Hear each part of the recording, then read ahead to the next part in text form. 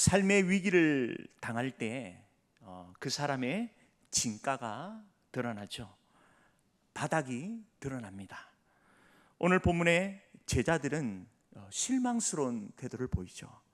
주님과 함께 동고동 나가면서 수많은 이적과 기적들을 체험했지만 위기 앞에 우왕좌왕합니다. 두려워합니다. 풍랑 속에 제자들의 믿음이 빨려 올라간 것인지 한없이 작아 보이죠. 배 위에 우리 주님이 함께 하시는데 말입니다. 이때 주님께서 제자들에게 물으십니다. 너희 믿음이 어디 있느냐? 이때 주님께서 제자들을 향해 하신 말씀은 꾸짖는 소리가 아닙니다. 그들을 향해 가르쳐 주시고 또한 믿음으로 격려하는 말씀인 것이죠. 이때 믿음의 부재가 아니라 믿음의 위치를 물으신 겁니다. 거센 풍랑에 금한 제자들은 그 믿음의 시선이 흔들린 것이죠. 문제만 함몰된 것입니다. 위기는 내 삶의 중심을 바꾸라는 신호입니다. 시선을 주께 고정할 시간이죠. 믿음의 시선이 흔들리지 않도록 약속의 말씀으로 단단히 고정해야 하는 것입니다. 이 시간 말씀의 거울을 통해 우리의 신앙을 점검하며 함께 은혜를 나누겠습니다. 예수님의 공생의 초기 사역이 주로 갈릴리 호수 주변에 이루어졌습니다. 갈릴리 호수는 팔레스타인 북부에 있는 호수로 지중해 수면보다 약 200m 정도 낮습니다. 눈 덮인 헬몬산에서부터 그 차가운 바람이 불어오면 그 협곡을 지나 호수에 닿을 때에 마치 빨랫줄이 말려 올라가는 것처럼 기상현상이 일어나는 것이죠. 이를 피하지 못하면 배가 침몰할 수도 있습니다.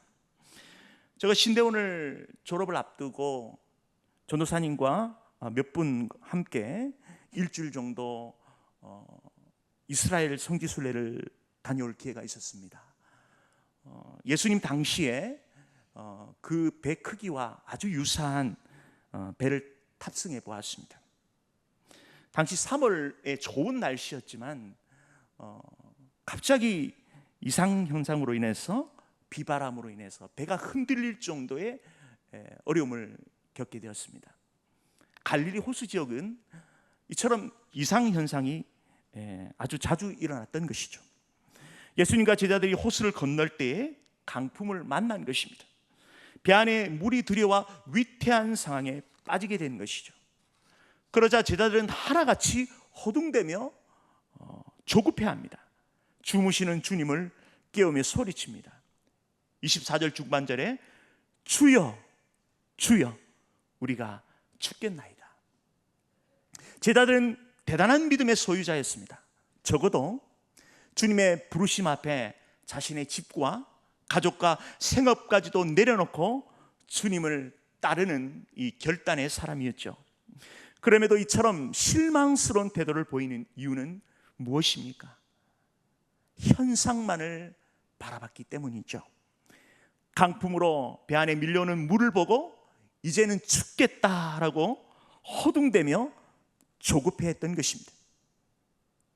우리도 인생의 바다를 항해하면서 이 협곡의 강풍으로 인해 허둥대고 조급할 때가 있습니다. 성도는 눈에 보이는 현상에만 주목해서는 안 됩니다. 히브리서 기자는 11장 3절에 이렇게 고백합니다. 믿음으로 모든 세계가 하나님의 말씀으로 지어진 줄 우리가 아나니 보이는 것은 나타난 것으로 말미암아 된 것이 아니니라. 하나님과 그분의 말씀, 실상을 붙들어야 하는 것입니다. 세상의 법칙대로 흘러가는 것이 아니라 하나님 말씀에 따라 움직이고 또한 결론 짓는 것이죠. 문제만 바라본다고 답이 나오지 않습니다. 인간적 수단과 방법을 써봐야 소용이 없는 것이죠. 위기 앞에 다른 대안은 없습니다. 하나님 말씀 앞에 다시 서는 것이죠. 진리의 말씀이 가르치는 그곳을 주목해야 하는 것입니다. 여기서부터 끊어진 영적 회로가 가동되는 것입니다. 시인은 복 있는 사람을 이렇게 정의하죠. 시편 1장 2절에 오직 여호와의 율법을 즐거워하여 그의 율법을 주야로 묵상하는도다. 하나님의 말씀의 법 앞에 서는 신앙입니다. 악인들에게 죄인들의 길, 오만한 자의 자리에 서지 않고 진리의 말씀편에 서서 나아가는 그러한 신앙의 인생으로 서는 것이죠. 말씀의 사람은 어떤 경우라도 흔들리지 않습니다. 하나님의 그 약속의 말씀이 심중에 있기에 그 말씀을 붙들고 나가는 것이죠. 말씀 앞에 우리 자신을 점검해야 하는 것입니다. 보이지 않아도 온 세상을 창조하시고 다스리시고 심판하시는 그 전능하신 하나님을 바라봐야 하는 것입니다. 말씀 속에 답이 있습니다. 할렐루야. 우리의 믿음이 흔들리지 않도록 그 약속의 말씀을 붙들고 진리로 무장합시다. 에베소서 6장은 사도 바울이 에베소 지역의 교회들을 향하여 하나님의 전신 갑주를 취할 것을 당부하고 있습니다. 진리의 허리띠를 두르고 의의 호신경을 붙이고 구원의 투구를 쓰고 평안의 복음의 신을 신고 믿음의 방패를 세워 무장해야 할 것을 당부하죠.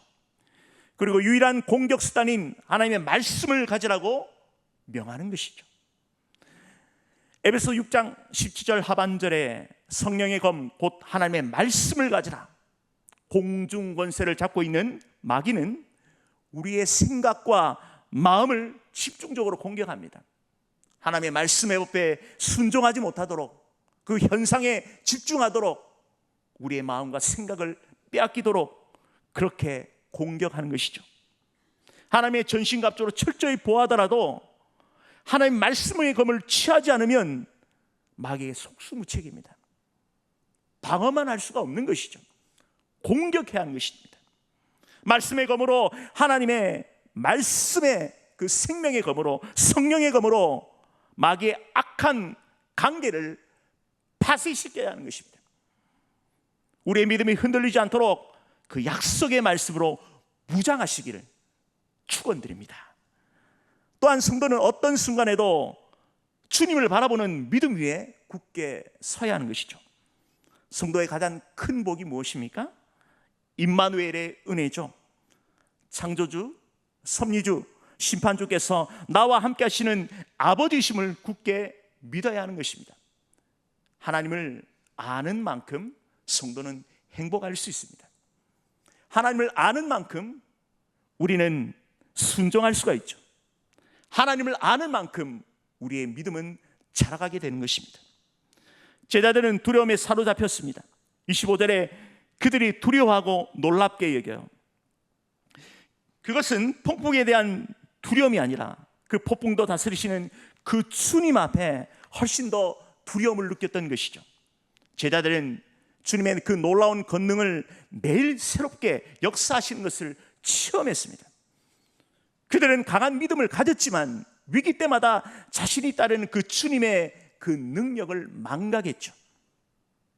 예수님은 창조주 하나님이심을 바라보지 못했던 것입니다. 온전한 믿음이 아니라 부분적 믿음이죠. 이 제자들은 부활하신 주님을 경험한 후 온전한 믿음으로 서는 것입니다. 우리도 마찬가지입니다. 우리의 인생의 무게가 진두를 때에 여전히 우리를 도와주시는 기적의 하나님을 믿고 살아가는 그 신앙의 삶이 아니라 수동적으로 살아갈 때가 있습니다. 우주보다 크신 하나님이 우리의 아버지시고 나와 함께 하시는 그 하나님을 붙들지 못하고 마치 영적 고아처럼 살아갈 때가 있는 것이죠.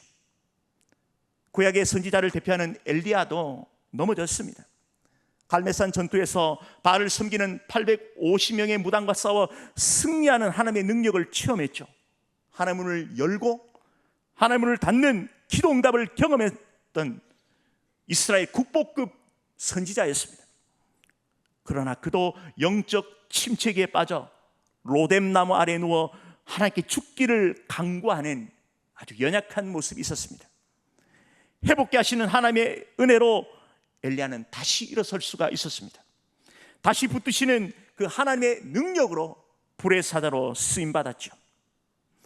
우리도 자주 실패하고 넘어집니다. 그때마다 주님을 바라보는 그 신앙의 태도가 중요합니다. 제자들이 배 안에 풍랑도 잠잠케 하시는 그 창조주 하나님의 함께 하심을 믿었다면 오늘과 같은 그 실망스러운 태도를 행하지 않았겠죠. 배 안에 우리 주님이 계시고 나와 함께 하심을 늘 믿는 믿음의 의식을 늘 가져야 하는 것이죠. 우리와 동행하시는 나의 하나님을 바라볼 때에 흔들림 없는 순종의 사람으로 살아갈 수 있는 것입니다. 인생을 향할 때 그 풍랑을 만났던 그 두려움이 아니라 하나님 앞에 굳게 서서 주님 앞에 서는 것입니다. 그 위기 앞에 올 것이 왔구나 생각하고 믿음으로 돌파하는 그러한 믿음의 삶을 살아야 하는 것입니다. 아브라함이 그랬습니다. 하나님을 바라보는 믿음으로 친척 아비 품을 떠나 약속의 땅으로 갈 수 있었습니다. 모세도 하나님을 바라보는 신앙으로 이스라엘 출애굽 여정의 지도자로 당당히 쓰임받을 수가 있었죠. 여호수아도 하나님을 바라보는 신앙으로 이 가나안 땅의 거민들과 싸워 승리하였던 것입니다. 다니엘이 하나님을 바라보는 신앙으로 어떤 상황 속에서도 뜻을 정하는 믿음 위에서는 믿음의 용장이 될 수 있었습니다. 신앙의 방향성이 흔들리면 잘못된 방향으로 흘러갈 수밖에 없습니다. 신앙의 방향성이 분명해야 하는 것이죠. 운전자가 목적지를 명확히 알지 못하면 헤매이는 것은 불을 보듯 뻔한 것이죠. 성도는 길이요 진리요 생명 되신 주님을 바라보지 않고 그 문제와 맞닥뜨리면 당황하고 헤맬 수밖에 없습니다. 우리의 신앙이 흐트러질 때마다 우리의 마음에 새겨야 될 주옥 같은 말씀이 있습니다. 갈라디아서 2장 20절에 내가 그리스도와 함께 십자가에 못 박혔나니 그런즉 이제는 내가 산 것이 아니요 오직 내 안에 그리스도께서 사신 것이라. 이제 내가 육체 가운데 사는 것은 나를 사랑하사 나를 위하여 자기 몸을 버리신 하나님의 아들을 믿는 믿음 안에서 사는 것이라. 이 말씀은 그리스도의 삶의 양식이 무엇인지 분명하게 제시하고 있습니다. 성도가 살아가는 삶의 이유가 목적이 분명히 표현되어 있죠. 주님은 나의 왕이십니다. 나의 주인이십니다. 그 하나님의 하나님 되심을 인정하며 선포하는 그리스도의 삶의 양식을 표현하고 있죠. 나로 사는 것이 아니라 나를 살리신 그리스도의 그 십자가의 사랑과 그 은혜로 살아내는 것이죠. 우리의 믿음의 경계가 허물어지지 않도록 날마다 주를 주시하는 믿음의 삶을 살아야 하는 것이죠. 느헤미야는 3차 바벨론 포로 기한의 리더였습니다. 그가 고국에 복귀하여 예루살렘 성벽을 재건합니다. 좋은 일에는 꼭 협작군이 따르죠. 산발락과 도비야, 사마리아 사람들이 성벽을 재건하는 그 이스라엘 백성들을 철저하게 방해합니다. 느헤미야와 이스라엘 백성들의 마음이 약해지고 힘들어하는 그 찰나에 느헤미야와 그 백성들은 약해지지 않았습니다.